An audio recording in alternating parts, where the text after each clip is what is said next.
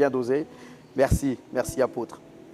Alors, nous sommes en train de nous approcher lentement, mais sûrement vers la fin de ce moment d'échange. Et voilà, je sais que la question que je vais vous poser maintenant est une question difficile pour tout auteur.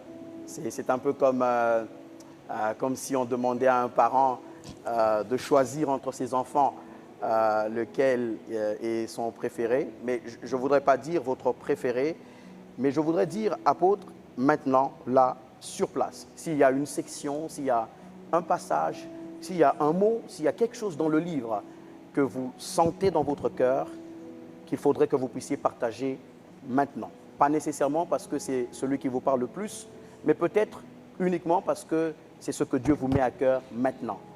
Qu'est-ce que ce serait? Que serait ce que vous avez à dire maintenant? Je vais vous prier, apôtre, s'il vous plaît, de bien vouloir regarder la caméra de ce côté-là pour vous adresser à ceux qui nous suivent en direct sur nos plateformes des réseaux sociaux. Alors, vous qui allez avoir ces livres, vous vous rendrez compte que j'introduis d'abord en essayant de définir c'est quoi les coûts, de manière générale et générique, et puis les coûts par rapport à notre contexte. Et puis je place le principe au sujet des coûts. Et puis je commence à aborder les coûts de manière détaillée, l'abandon, les fausses accusations, oui. La méchanceté, et puis à la fin, je finis par une conclusion.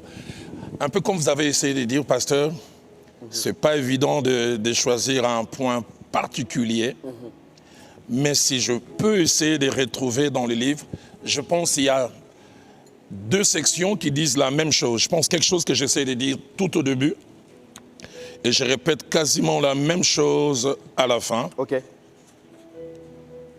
Voilà.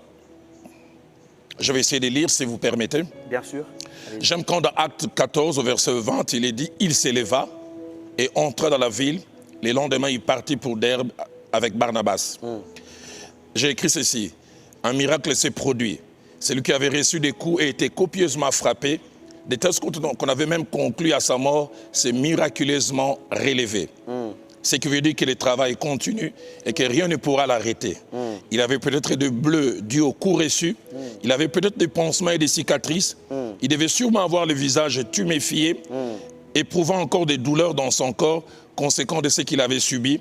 Mais il était encore en vie, debout et prêt à poursuivre sa course. On l'a cru fini et appartenant au passé, lui-même pouvait croire que c'est la fin de sa vie, de son parcours. Mais celui qui avait donné la vie et qui l'avait mis à part pour le ministère n'avait pas dit son dernier mot. Amen. Et le message de cet épisode, que cet épisode nous adresse, est celui-ci.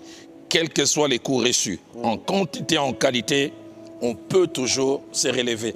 Et je reprends quasiment presque la même chose, je pense, à la conclusion.